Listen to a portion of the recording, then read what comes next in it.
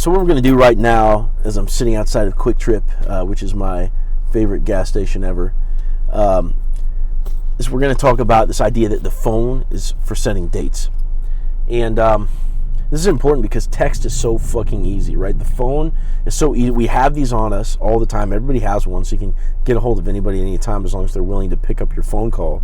You can text them at any time. It doesn't interrupt what they're doing. And it's almost like this thing that we're tempted to use, because especially if you're interested in somebody, you know, you're going to be, it's like when their name pops up on your phone, it's a little hit of dopamine, and like seeing the little notification, and then maybe they have a compliment for you. Maybe they're telling you something interesting, you know, over text, where you're tempted to like dig into it and get to know this person over the phone. And it's a major fucking problem. So in my own life, I've seen this thing blow up, and it's probably happening to you if you don't realize that this is something you have to regulate. So I'll give you a couple examples. So number one would be this girl on Hinge that I met, where I actually employed a little bit of restrictive texting, where I wasn't indulging in it too much. And of course, this is after having fucked up a couple times prior to that, right? So I'm getting the hang of it a little bit, and I ended up getting her phone number, and I ended up giving her a call. And when I got her on the phone, she was this super fucking interesting person I just wanted to talk to. And we ended up talking for like 2 hours on the phone, like vibing about like every little topic. Like she was into meditation, and she had her discipline down, and like we just totally jived on philosophy about life, you know. And I could tell she was a quality person, so I wanted to learn more about her. Well, I talked for 2 hours. And you'd think when you connect with somebody like that over the phone that it gives you a leg up. And I ended up meeting this girl in person, and the date ended up not in it was a decent date, but it did not end up in like this mutual interest. And that was for a different reason, which I broke down on another video. But ultimately, you can tell how this 2-hour phone conversation did nothing to warrant her interest to such a degree that we would have gone out again, even if the first date was like a flop or whatever. Really what happened on that date that made it not a successful date was that I feel like when I look back on it, I didn't do enough man-to-woman communication. It was almost friend to friend, and so I was giving her like less of a romantic vibe because I was nervous, and it was one of the earlier dates that I'd been on. So that was that. But bottom line was that 2-hour phone conversation did nothing to heighten the sense of mystery. Okay, so if a woman matches with you, if a woman gives you her phone number, you know, already from your profile, from your picture, you know, already she has some kind of level of interest in you, okay? So you can play off that enough and cultivate the sense of mystery to where they're excited to show up to the date, even if you haven't talked that much. So they already like you. So as you're talking, you're just doing two things. You're providing an opportunity for you to fuck something up and say something wrong, especially if you're new to dating. You're not really going to know, like, what the turnoffs are, you know? And then it's also just lessening the sense of mystery. So you do want to build a connection, okay? But the best way to build it is in person. Okay, so no long phone conversations. You know, okay, recently I broke the rule on this, and I met somebody really fucking incredible, and I talked to them for like 45 minutes the first night. Of course, in the back of my mind, I'm gauging how much, you know, do we really want to talk on the phone here? And I knew that I was breaking the rules a little bit, but also I'm me. You know, had I just been getting into the dating world and talked for 45 minutes, then it would have been a different story. So you can break the rules a little bit, like as you've been doing this a little bit more, but you don't want to have super long phone conversations. Just going to diminish the mystery level, right? So that's that. So I'll give you another story. Let's see. Another one was I met this girl off Tinder right after, right before I'm meeting my ex-girlfriend, and I hit it off with this girl, and we would talk and text, like, or, you know, we would talk at least once a day, like FaceTime or whatever, and we would text back and forth all day, every day. And it was kind of cool because it was like, and I do this with my best friend. Like we text each other back immediately. There's no wait time in the text usually. We we have a pretty strong communication going, but also that type of communication, doesn't provide for any mystery, for any interest in the other person, and that happens in a friend situation because that's what's natural to like a friendship. You don't want to do this kind of a thing with a lover, okay? And so let me explain. So I met this girl off Tinder, met her before meeting my ex-girlfriend, and so we talked like back to back, like instant response. Talked all day. We did this for like a week straight, and I knew that as far as I could tell, this girl was like super fucking interesting, right? And I knew that she was going on a date that night or whatever.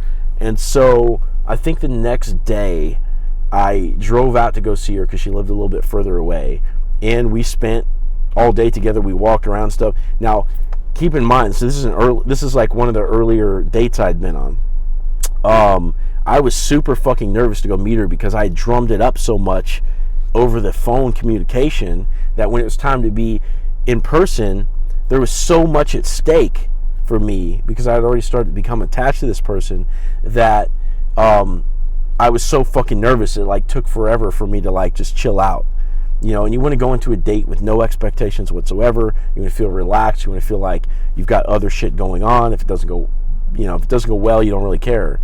And so you don't want to build this anticipation up so much where it causes you a problem, right? And so so I met her. I drove all the way out to her. I didn't tell her to meet me halfway.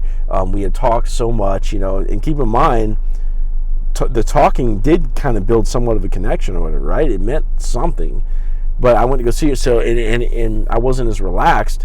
And what happened? She ended up going for the guy that she'd been on a date with that night or whatever, because he presented himself as the less invested of the two, and really didn't care as much. He was the stronger one in that scenario. Now, when I look at his picture, right, like I kind of think like, that was probably a bad choice for her, but actually it wasn't, because in that moment, he was the most mentally strong, most disciplined guy in that scenario, who's acting like a man should act when he first meets a woman. Okay, so she chose him, and of course I was hurt or whatever, and it's just because I didn't know, how all this shit was supposed to work really at that time, and so there's an example of too much texting, texting back and forth too quickly, and doing it too long. Emotional connection has to be built in person, and you can see how when I finally did meet up in person with her, that it was something that there's too much at stake, and it didn't even fucking that connection wasn't even able to be properly built. Of course, I was attracted to her, but I wasn't exhibiting attractive behavior in that situation. Okay, so that's a second example. And I think the third example would be my last long-term relationship. So I dated this girl for a year and a half, and throughout the relationship, no matter what, if I was busy or not, my practice was to immediately text her back every time she texted me. So I was putting her through text at the forefront of my attention instead of whatever else I had going on. So what does this do in her mind? It gives her complete access to me. It tells her that I don't have shit going on, even if I did, and it makes me less of a commodity to her. Okay, and so, and also obviously it's lessening the mystery, right? So she worked night shift, I worked day shift. We didn't get to see each other a lot, but we talked on the phone, like on her lunch breaks. We talked on the phone,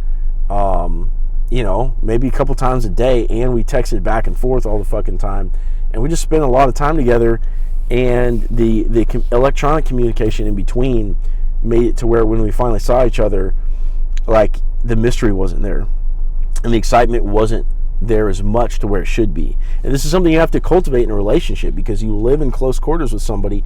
You see them all the time. You don't want to just be this thing that's taken for granted. You don't want to just be this everyday fucking thing to somebody and come off as somebody who doesn't have anything else going on, and somebody that can just kind of be like assumed about, right? You want to be a mystery, you want to be exciting, you want to be new, and you want to be sort of a commodity to that person you're interested with. So those are 3 examples of, how I've fucked up in the past, and really, learning this shit, learning this idea that the phone is for setting dates, helps. And it's not like I'm completely innocent of texting, right? But I do watch how often I initiate a text.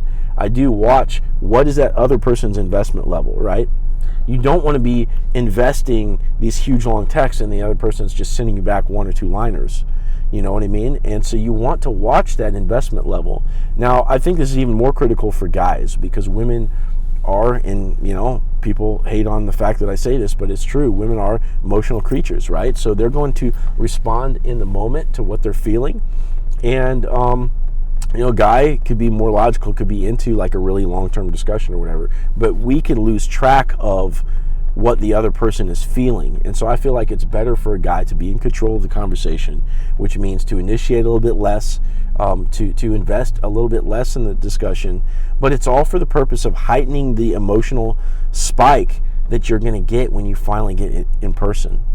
Because it's, at the end of the day, if you are really interested in this person, or if it's your significant other, you love that significant other, at the end of the day, it's all for their experience.